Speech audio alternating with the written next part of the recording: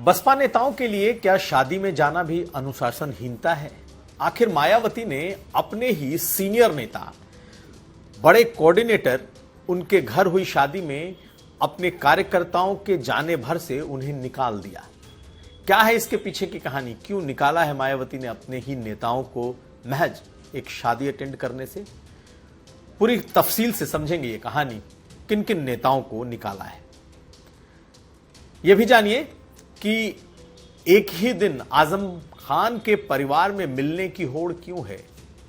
अखिलेश यादव रामपुर में आजम खान की पत्नी से मिल रहे हैं, तो चंद्रशेखर आजाद रावण जेल में अब्दुल्ला आजम से। इसके पीछे की सियासत क्या है और आखिर में सिर्फ पोस्टर लगाकर कैसे रातों रात सुर्खियां बटोर रहे हैं समाजवादी पार्टी के नेता? क्या है यह कहानी? ये तमाम खबरें आज का यूपी में। नमस्कार, मैं हूं कुमार अभिषेक, आप देख रहे हैं यूपी तक। हम हाजिर अपने न्यूज शो आज का यूपी लेकर। तो सबसे पहले बात होगी मायावती के एक और एक्शन की। मायावती हमेशा इस चीज के लिए जानी जाती हैं कि वो जरा भी अनुशासनहीनता बर्दाश्त नहीं कर सकती। अनुशासनहीनता तो दूर, नाफरमानी भी वो बर्दाश्त नहीं करती। यानी कि अगर एक बार उन्होंने एक मैसेज अपने नेताओं और कार्यकर्ताओं को दे दिया और अगर उसकी थोड़ी सी भी नाफरमानी हो जाए तो फिर पार्टी में उसके लिए कोई जगह नहीं होती। वो चाहे कितना ही पुराना नेता, कार्यकर्ता, कितना ही कमिटेड लॉयल नेता क्यों ना हो। और एक बार फिर मायावती ने यह दिखा दिया है कि बेशक उनके ही नेता हो, उनके ही घर शादी हो, लेकिन अगर किसी वजह से वहां न जाने की बात कही गई हो या न जाने की हिदायत दी गई हो और बावजूद इसके उनके कार्यकर्ता इसका उल्लंघन करते हैं तो उन्हें पार्टी से किस तरीके से बेआबरू कर निकाला जा सकता है, ये एक बार फिर दिखाई दिया। जी हां, मेरठ का मामला है और मेरठ में मायावती ने अपने 3 नेताओं को पार्टी से निकाल दिया है। प्रशांत गौतम सरीखे, कोऑर्डिनेटर सरीखे 3 नेता हैं, यानी कि तीनों पार्टी में मेरठ के ही हैं और सीनियर पद पे हैं। गुनाह क्या है? गुनाह ये कि अपने ही कोऑर्डिनेटर के बेटे की शादी में चला जाना। गए, लेकिन उन्हें न जाने की हिदायत दी गई थी। पार्टी की तरफ से मायावती के सबसे खासम खास मेवालाल ने इन नेताओं को फोन करके कहा था कि आप इस पार्टी में शामिल न हो। लोग इस बात पर भी थोड़े चौंके कि आखिर जब उनकी ही पार्टी के नेता हैं मुनकाद अली, जिनके बेटे की शादी थी, तो फिर उसमें अपने ही कार्यकर्ताओं के जाने से क्यों रोका गया? इसके पीछे की एक कहानी है। पहले तो मायावती ने सीधा एक्शन ले लिया कि अब उन्हें उनकी जरूरत नहीं है, उन्हें पार्टी से बाहर जाना होगा, क्योंकि मायावती ने साफ साफ निर्देश भिजवाया था प्रशांत गौतम को, 2 अन्य नेताओं को, कि उन्हें इस पार्टी में शामिल नहीं होना है। इस निर्देश के बावजूद ये नेता गए और फिर उन्हें पार्टी से निकाला गया। लेकिन आखिर अपने नेता के घर शादी में जाना क्या ये वजह थी? नहीं, इसके इतर भी एक वजह थी। दरअसल मुनकाद अली की जो बेटी है वो समाजवादी पार्टी से उम्मीदवार हैं मीरापुर से। कादिर राणा की बहू सुंबुल, जो कि मीरापुर से समाजवादी पार्टी की उम्मीदवार बनाई गई हैं। मायावती की तरफ से यह मैसेज दिया गया कि इस पार्टी में समाजवादी पार्टी के नेता भी आएंगे। इस शादी में मुनकाद अली की वो बेटी भी आ सकती हैं जो समाजवादी पार्टी की कैंडिडेट है। ऐसे में इस शादी में नेताओं को नहीं जाना है। हालांकि कई सूत्र ये बता रहे हैं कि कई और नेता भी उसमें शामिल हुए थे, लेकिन चूंकि कुछ नेताओं को साफ साफ मना किया गया था, जिनके बारे में जानकारी थी कि वो जरूर जाएंगे और वो चले गए, इसलिए उन्हें निकाला गया है। तो बसपा पार्टी का जो मानना है वो ये, बीएसपी का मानना ये है कि उन्हें साफ इंस्ट्रक्शन दिए गए थे और कहा गया था कि वो लोग उस पार्टी में न जाएं, क्योंकि समाजवादी पार्टी के नेता आएंगे, समाजवादी पार्टी की जो कैंडिडेट हैं, चूंकि उस घर की बेटी हैं, वो आएंगी। ऐसे में तस्वीरें वायरल होंगी और फिर बसपा को इस चुनाव में नुकसान होगा। कहीं से बसपा समाजवादी पार्टी के साथ नहीं दिखाई देना चाहती, इसलिए जाना नहीं है, यह साफ फरमान था। लेकिन प्रशांत गौतम गए और उन्होंने बाद में यह भी हवाला दिया कि वो गए क्योंकि उनके पुराने संबंध थे। खैर वो बाहर हो गए, लेकिन एक बात और कही जा रही है कि बाहर होने के पीछे की एक और वजह है कि जो बातचीत हुई थी, दरअसल वो ऑडियो उन्होंने वायरल कर दिया था। यानी कि मायावती की तरफ से जो मना किया गया था इस शादी में न जाने के लिए, वो ऑडियो भी उन्होंने कई जगह भेज दिया। ये ऑडियो वायरल हो गया। इन जनरल किसी को शादी में जाने की मनाही नहीं थी, लेकिन मायावती के तरफ से यह जरूर संदेश था कि इससे पार्टी का संदेश खराब हो जाएगा कि चूंकि उनका उम्मीदवार भी चुनाव में है, मीरापुर से ही बसपा का उम्मीदवार चुनाव मैदान में है और मीरापुर में बसपा के कोऑर्डिनेटर की बेटी समाजवादी पार्टी से उम्मीदवार है। ऐसे में अगर सपा और बसपा के नेता एक मंच पर आते हैं तो फिर यह पार्टी के लिए नुकसानदायक होगा। और उन्हें यह कहा गया कि आप चुनाव वगैरह में ना जाएं, आप अपने क्षेत्र में जो आपको काम दिए गए हैं, जिस तरह के काम दिए गए हैं, हालांकि बसपा में कई तरह के काम दिए जाते हैं, आप उसमें लगें और उधर न जाएं। ये ऑडियो में साफ साफ जो ऑडियो वायरल हुआ है उसमें साफ सुनाई भी दे रहा है। ऐसी स्थिति में बसपा ने इसे नाफरमानी मानते हुए निकाल दिया है। तो बड़ा ही इंटरेस्टिंग है ये कि मायावती ने अपने सीनियर नेता की, अपने ही सीनियर नेता जिन्हें कि जो कि उत्तराखंड के कोऑर्डिनेटर भी हैं, उनके बेटे की शादी में गए अपने सीनियर नेताओं को, मेरठ से आने वाले नेताओं को पार्टी से निकाल दिया है। अब कहा यह जा रहा है कि क्या शादी में जाना भी अनुशासनहीनता में आता है। खैर, मायावती के लिए हर वो चीज अनुशासनहीनता है जो उनकी नाफरमानी करे, और वो कम से कम ये बर्दाश्त नहीं करती। तो साफ है कि इस एक घटना ने इस एक निष्कासन ने कई सवाल खड़े किए हैं, लेकिन मायावती को फर्क नहीं पड़ता। उनकी पार्टी में कोई नेता रहे ना रहे, जाए, पार्टी का नुकसान हो ना हो, उनका अपना जो तरीका है पार्टी को चलाने का, वो खुद वैसे ही चलाएंगी। अगली खबर। तो आज आजम खान के परिवार से मिलने की एक होड़ दिखाई दी। अखिलेश यादव रामपुर में तंजीन फातिमा, जो कि आजम खान की पत्नी हैं, उनसे मिले हैं। तो हरदोई जेल में चंद्रशेखर आजाद रावण अब्दुल्ला आजम से मिले। आखिर एक ही दिन दो मुलाकातें। चुनाव के पहले से लेकर अभी तक अखिलेश यादव ने आजम खान के परिवार से मुलाकात नहीं की थी, लेकिन ऐसा क्या हुआ कि अचानक दो बड़े राजनीतिक नेताओं ने आजम परिवार से एक ही दिन अलग अलग जगहों पर मुलाकात की।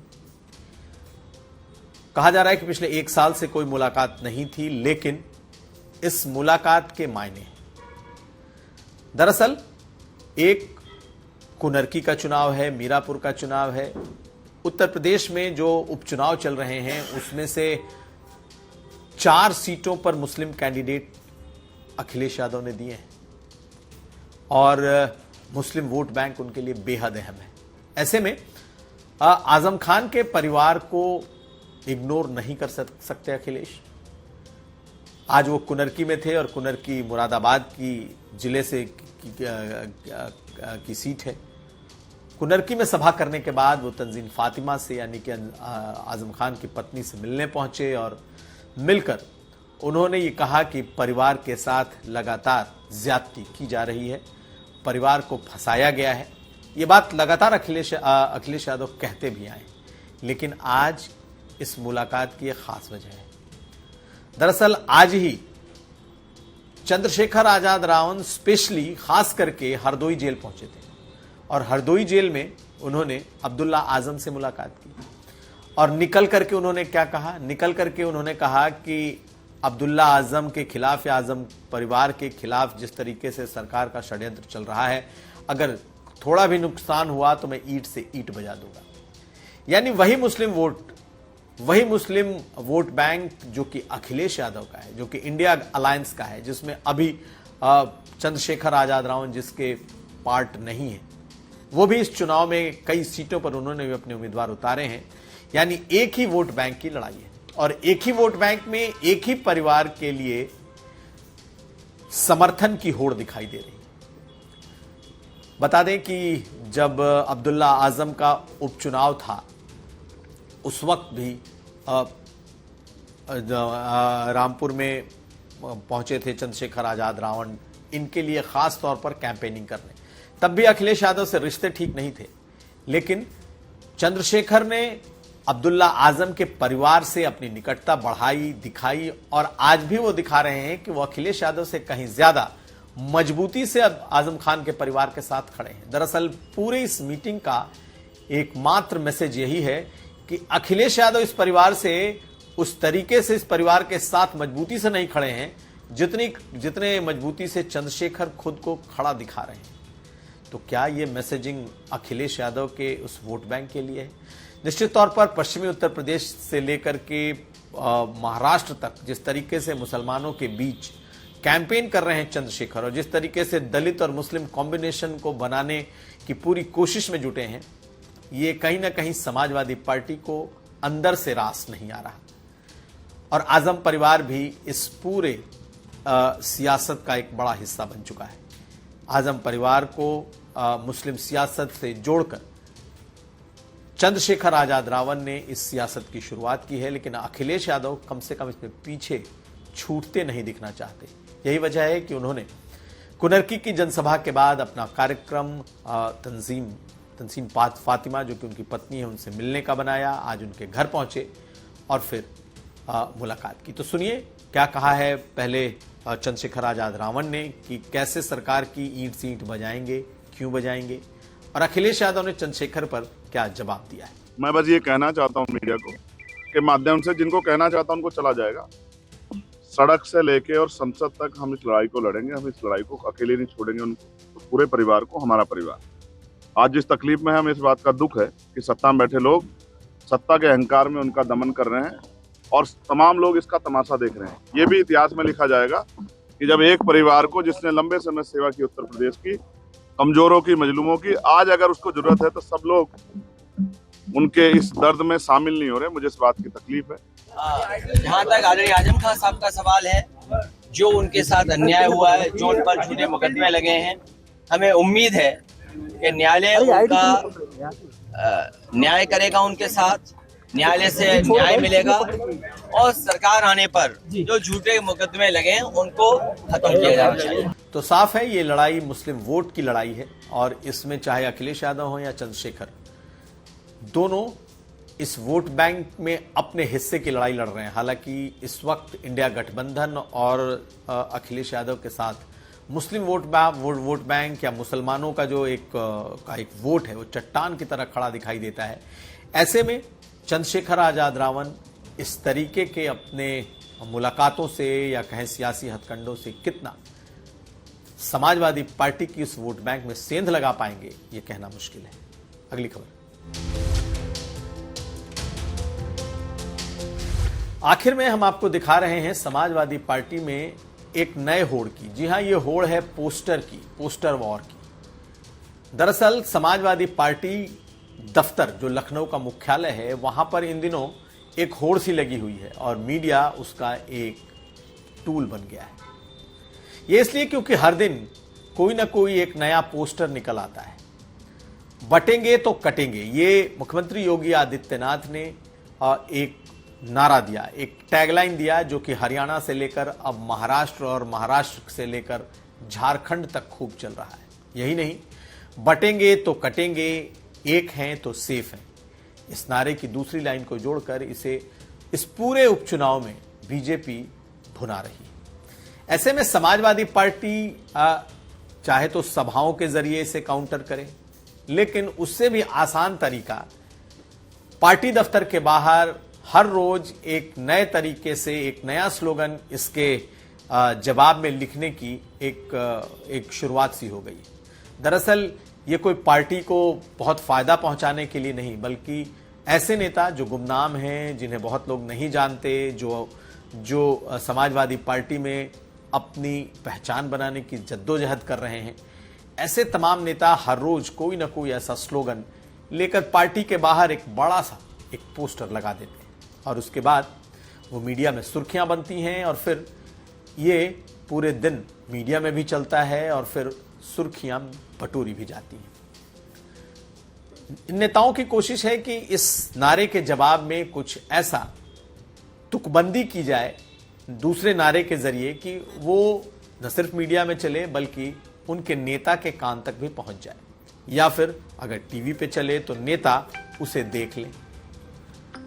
और यही वजह है कि हर दिन कोई ना कोई नया पोस्टर, कोई ना कोई नया स्लोगन, कोई ना कोई नया टैगलाइन, और हर रोज नेताओं की इस भीड़ से कोई ना कोई नए नेता का नाम उस पोस्टर में दिखाई देता है। यानी कि समाजवादी पार्टी के नेताओं में एक होड़ सी है कि वो अपने नाम के साथ एक स्लोगन लिख दें। तो ये अपने आप में हैरत वाली बात है कि लगातार एक ही तरह के स्लोगन हर कोई अपने अपने तरीके से लिख रहा है। सिर्फ सपा ही नहीं, इसमें बीजेपी के भी लोग हैं। बीजेपी अपने तरीके से स्लोगन लिख रही है। निषाद पार्टी ने इसकी शुरुआत की थी। तो हर चीज का जवाब अब पोस्टर के जरिए दिया जा रहा है। 27 के सत्ताधीश, ये एक पोस्टर शुरू किया था निषाद पार्टी ने, तो उसके जवाब में समाजवादी पार्टी ने पोस्टर लगाया। तो इनकी पूरी कोशिश सियासत के साथ साथ सुर्खियां बटोरने की भी है, और ये बड़ा ही नेचुरल है। यानी कि कोई भी नेता अगर विपक्ष के किसी भी बात का जवाब देता है तो वो एक तरीका बन जाता है। और कम से कम पिछले कुछ दिनों से इस चुनाव में कितने नेता फील्ड में लगे हैं ये तो कहना मुश्किल है, लेकिन बीजेपी के हर इस स्लोगन का जवाब वो कम से कम अपने पार्टी दफ्तर के बाहर इन पोस्टरों के जरिए जरूर देते दिखाई दे रहे हैं। तो ये था आज का यूपी। हम कल फिर हाजिर होंगे। आप हमें दीजिए इजाजत और देखते रहिए यूपी तक।